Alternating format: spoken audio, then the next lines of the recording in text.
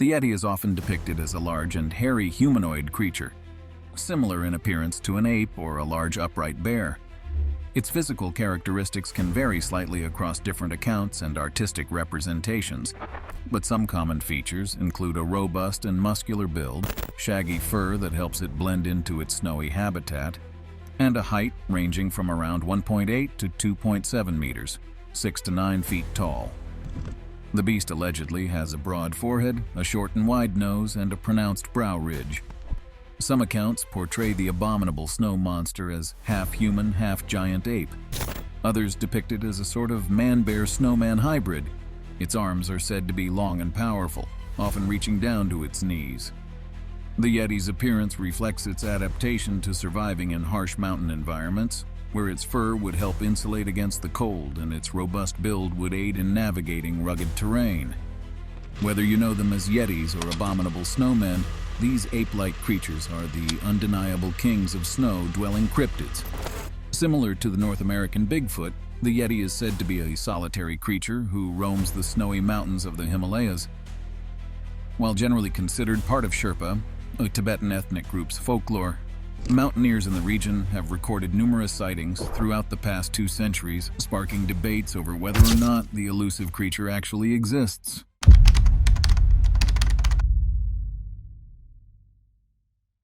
Tenzing Norgay, also known as Sen Tenzing or just Sherpa Tenzing, was born and raised in the shadow of the Himalayas. Tenzing first became involved in mountaineering in the mountain range when he was picked by Englishman Eric Shipton to help in the 1935 reconnaissance of Mount Everest, which was an initial attempt to find a usable path for climb the imposing peak. Tenzing enjoyed this experience so much that he became involved with almost every other attempt to climb Everest afterwards, and on May 29, 1953 reached the top of Mount Everest with English mountaineer Edmund Hillary, making Tenzing and Hillary the first 2 people to do so. And since neither man would admit who got there first, both men got equal credit for the accomplishment. So Tenzing Norgay was a native of the area of the Himalayas, an expert mountain climber who really knew the range, and a man who was trusted by the international community of mountaineers, that between 1935 and 1953 slowly conquered the tallest mountain in the world, Mount Everest, which makes his experience of a uniquely Himalayan anomaly very interesting.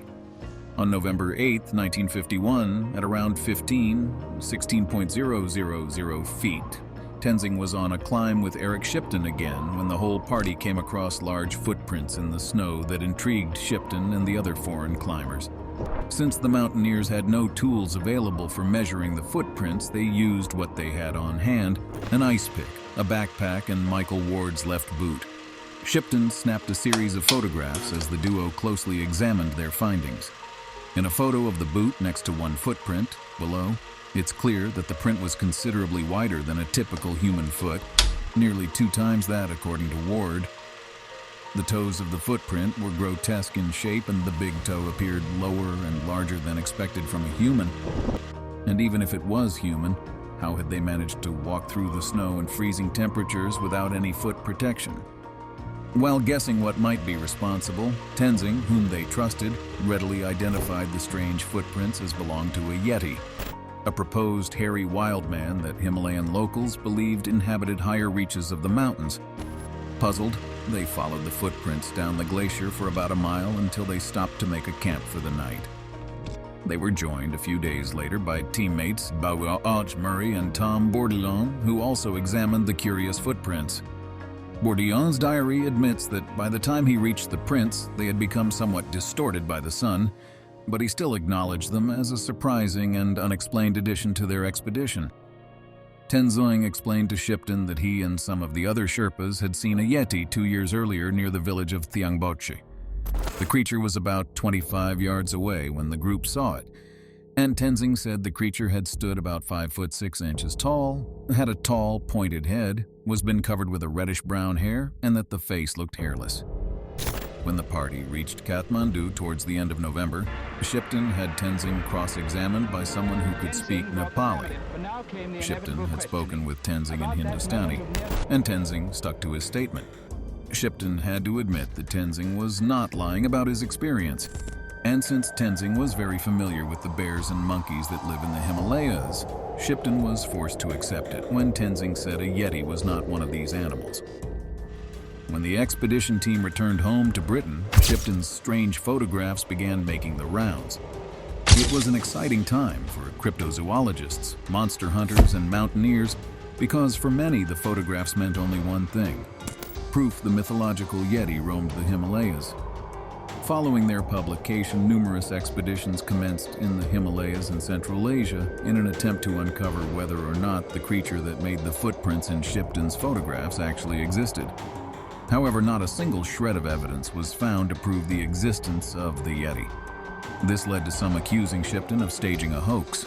Others in their party who had seen the footprints later vouched for the legitimacy of Shipton's photographs, including Bourdillon, who wrote his account in a letter to Michael John Davies during the 1950s. The letter reads, "Dear Mick, here are the footprint photos. Sorry for the delay. We came across them on a high pass on the Nepal-Tibet watershed during the 1951 Everest expedition. They seem to have come over a secondary pass at about 19,500 feet down to 19,000 feet where we first saw them, and then went on down the glacier.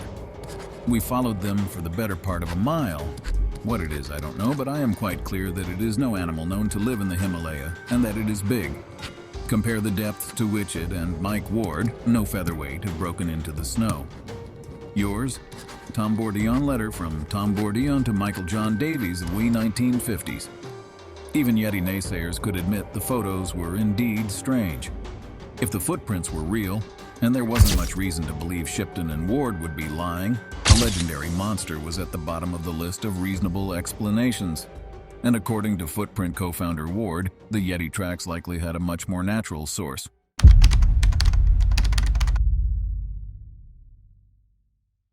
In 1953, doctors George Moore and George K. Brooks were returning home after a visit to the Tibetan border area where they had helped to control an outbreak of typhus. They were slowly following the trails back down the mountains to Kathmandu with a group of Sherpas when a storm threatened to overtake them. They had entered a muddy, forested area, and Moore and Brooks, unencumbered by packs and in a hurry to get home, had outpaced the Sherpas. A thick fog had set in, but the men could still follow the trail. The two men stopped for a break near a large rock so that Brooks could grab a leech that was about to climb into his boot. Something moved ever so slightly in the bushes nearby, then it moved again. Both men quickly drew their pistols and backed up to a large boulder as they watched the bush. Then came two screams, one from somewhere in front of them and one from somewhere to the right. Fearing they might be surrounded, the men climbed onto the boulder as an angry chattering came from the bushes in front of them, and more screams came from all around them, and then a creature, covered in hair but standing, pushed through the bushes in front of them.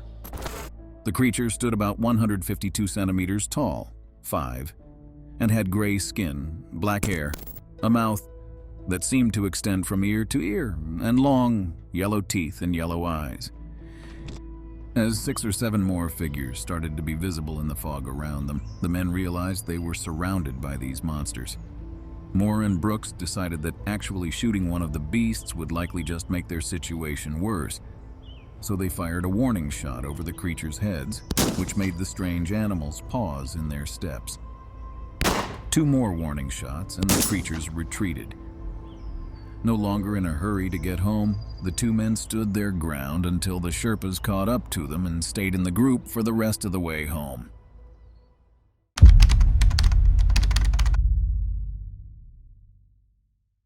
At one point, the couple heard a loud cry from the woods next to the car.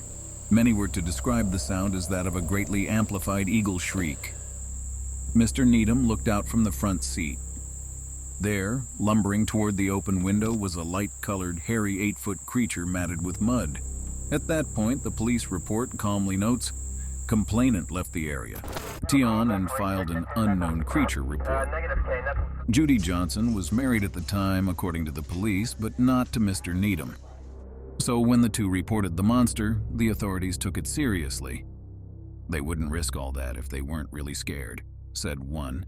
Later, as Officer Jimmy Nash inspected some peculiar footprints fast disappearing in the oozing mud left by the receding river, he became a firm believer. "I was leaning over when there was the most incredible shriek I've ever heard," he said. It was in those bushes. That was no bobcat or screech owl, and we hightailed it out of there. Officers searched the riverbank for hours, following an elusive splashing sound like something floundering through knee-deep water. They found nothing. Plainsfolk hereabouts do not excite easily. So the next day, on page 3, the Southern Illinoisan published a 200-word account of the critter, omitting the embarrassed couple's names. And that presumably was the end of the case.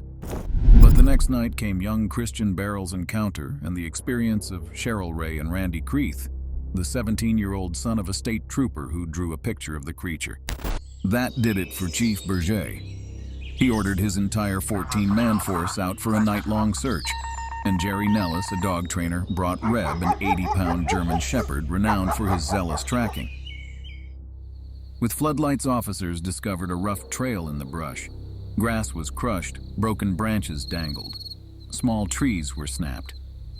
On the grass, Reb found gobs of black slime, much like that of sewage sludge in settling tanks on a direct line between the river and the Ray house.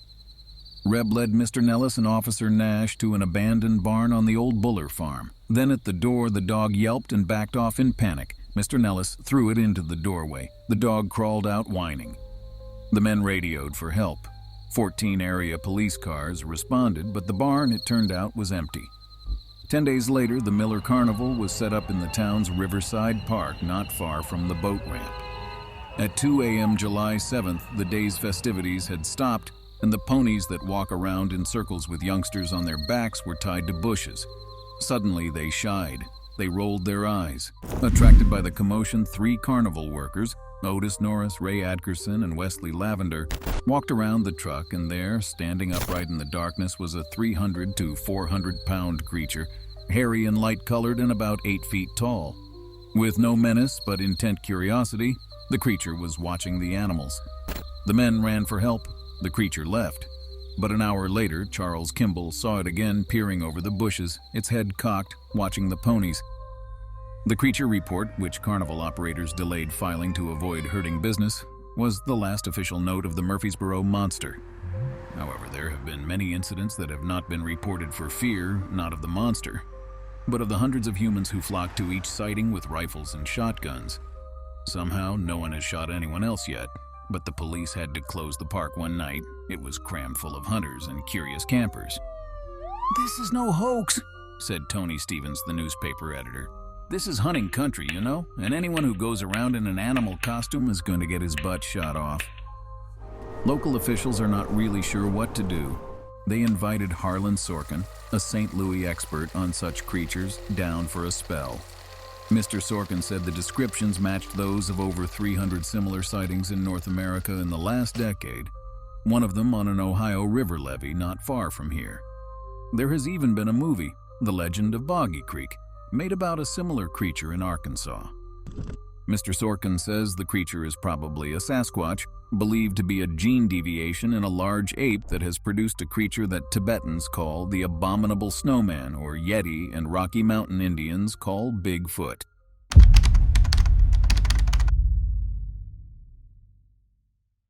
In March 1986, Anthony Wooldridge was doing a run-climb through the Alananda Valley in the Himalayas for charity purposes.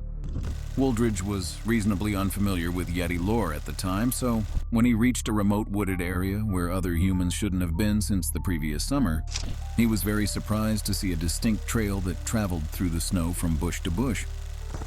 He took 2 pictures and then set off on his run again, hoping to find a way through the snow to Hemkund by the next day, which was going to be tough. About an hour later, Wooldridge's path crossed a steep slope, and there had been an avalanche ahead of his arrival, so he stopped to survey the area, looking for the safest way to cross.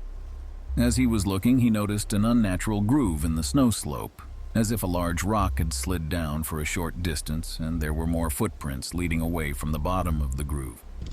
He followed the tracks with his eyes to a spindly shrub, and whipped out his camera to quickly take several shots before moving to a spot that was as close as he could safely get to look more. There was something just beyond the shrub, something about 183 centimeters tall, 6, and standing up. Its legs were apart, and the creature was apparently looking down the slope, unaware of Wooldridge, who was looking at the animal from its right. It was covered in dark hair, and its head was large and squarish. Wooldridge moved down the slope a little to get a different angle. When he looked again, he had the distinct impression that the creature was now watching him as well. As the weather deteriorated, Wooldridge realized that he wasn't going to reach Hemkund that day, and suddenly, unwilling to just camp out, he headed back to the last village he had stopped at before night fell.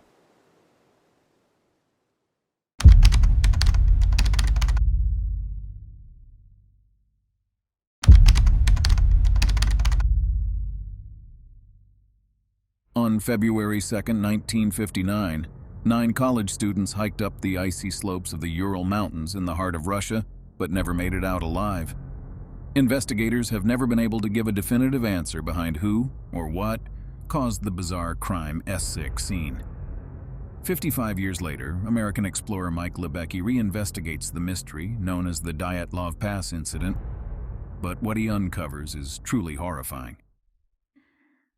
Tatyana's mother was busy in the kitchen raising dough to make pies when the phone rang, so the 12-year-old schoolgirl picked up the receiver. An unfamiliar male voice asked if there were any adults at home. "I handed the phone to my elder brother," Tatyana says, and he was informed that Igor was dead.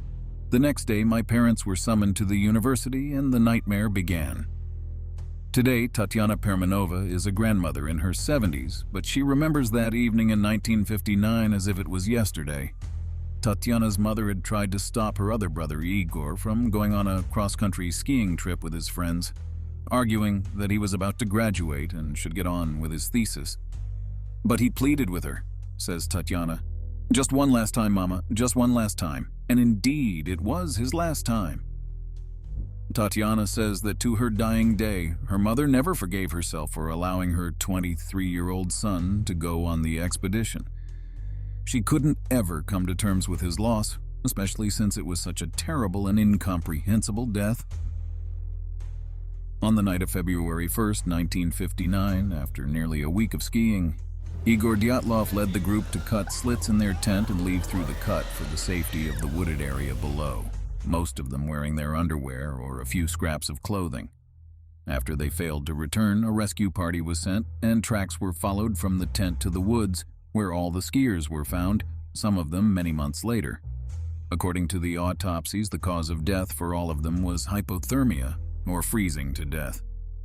4 of the 9 also had internal injuries, and one of them, Ludmila Dubinina, was missing her tongue and had additional injuries to her eyes. The biggest mysteries are why the group abandoned their tent with their supplies and clothes inside, apparently in a hurry through a cut in the fabric, and what caused their injuries.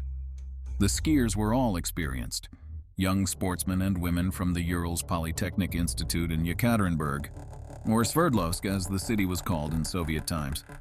There are many elements and claims to the Dyatlov Pass story, and many theories including UFOs, top-secret government conspiracies, and unusual natural phenomena. We'll focus on the plausibility of the newest theory that a Yeti was responsible for the mass murder of 9 Russians in 1959. The injuries sustained by the skiers were so grave and extraordinary that they could only have been inflicted by an inhumanly strong creature. According to the autopsies, the hikers suffered horrific injuries, including fractured ribs and a fractured skull attributed to a compelling natural force. In the early stages of the trek, one member of the group dropped out due to ill health. The rest carried on, taking photos of each other larking about and recording diary entries that expressed their excitement about the adventure to come. "I wonder what awaits us in this trip," one wrote. "What will we encounter?" Weeks later, a search party sent to locate the missing hikers found the remains of their tent on the side of a mountain called Kolatsiakul. Inside were the hikers' boots, clothes, and maps, along with some food laid out, seemingly for a meal. The side of the tent had been slashed open from the inside, a sign of just how desperate they'd been to get out. Footprints made it clear the group had left the tent without any shoes. At the base of a nearby tree, next to an extinguished campfire, lay the corpses of 21-year-old Yuri Doroshenko and 23-year-old Yuri Krivonishenko. Both had seemingly frozen to death, but also exhibited burn marks and multiple abrasions. Not far away, lying in the snow, were the bruised bodies of the group's leader, 23-year-old Igor Dyatlov, and 22-year-old Zinaida Kolmogorova. It looked like both had been trying to return to the tent when they died. Some days after this, the body of 23-year-old Rustam Slobodin was also discovered. He had a fractured skull. The remaining hikers were found in a ravine near a shelter they'd attempted to carve out of the snow. Nicolas Thibault Brignol, a 23-year-old graduate, had a caved-in skull, while 24-year-old Alexander Kolevatov had a deformed neck and was missing his eyebrows.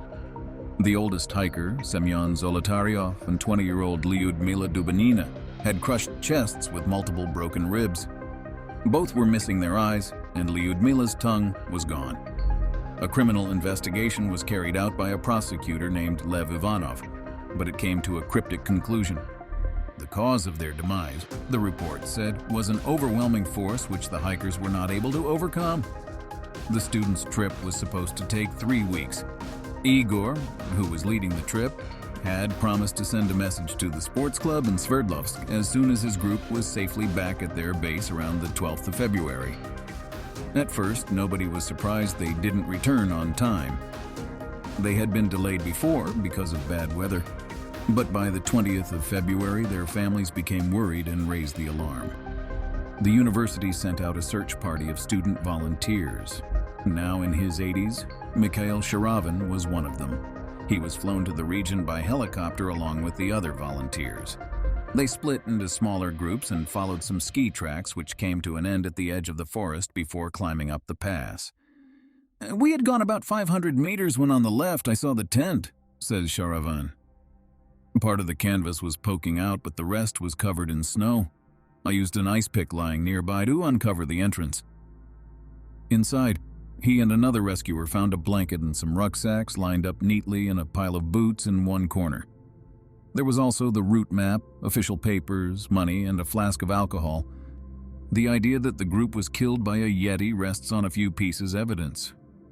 The first is a photo taken by one of the doomed hikers which shows a dark humanoid figure seemingly skulking by a tree. But was this a fearsome figure from the annals of cryptozoology, or simply a blurry image of another hiker? The second item cited by pro-Yeti theorists is a parody newspaper the hikers wrote during the expedition, which contained the line, "The Yeti lives in the northern Urals near Mount Otorten." Photographs of the Dyatlov party taken by rescue teams in 1959. Screen captures from the Discovery Channel program Russian Yeti. The killer lives. Those last to be found, their bodies crouched and intertwined as if they had been hiding. The interpretation of their body positions as if they had been hiding suggests, of course, that they were hiding from something that would kill them, say a pissed-off Yeti. However, there's a much more likely explanation for why two bodies lost in a frozen wilderness might be found dead crouched together and entwined. It's a simple explanation. They were cold and lay together to conserve heat, as any novice hiker is taught to do. Maybe so, but what about the missing tongue? An image, said to be of a mass-murdering Yeti, claimed to have been taken by a group of Russian skiers who went missing in 1959. For the believers in the paranormal, Bigfoot, and Yetis, picture serves as a tangible connection to the unexplained. It fuels theories that these elusive creatures might not just be figments of cultural mythologies, but a nightmarish reality that could confront us when we least expect it. For them, the question isn't whether Bigfoot or Yeti are real, but rather what these entities are capable of doing. Could they be responsible for the macabre deaths at Dyatlov Pass? The picture holds an ethereal quality, frozen in a moment of sheer horror, or maybe curiosity. It leaves us questioning who was observing whom on that fateful night. The one thing known for certain about the Dyatlov Pass incident is that the information about what happened is fragmentary and incomplete. There are many reasons for this, including that there were no eyewitnesses. The bodies were not recovered until months later. The Russian investigation may not have been as thorough as we'd like. It was during the Cold War and so on. The issue is further clouded by a variety of mystery-mongering writers who have interpreted and cherry-picked information to promote their own theories and agendas, including conspiracy theorists, alien and UFO researchers, and others. We will, of course, never know what exactly happened, but it's likely that some variation of this is the real explanation. The cause of the deaths of the skiers is not mysterious or unknown as is often suggested. It is in fact clear from the medical examiner's report hypothermia or freezing to death.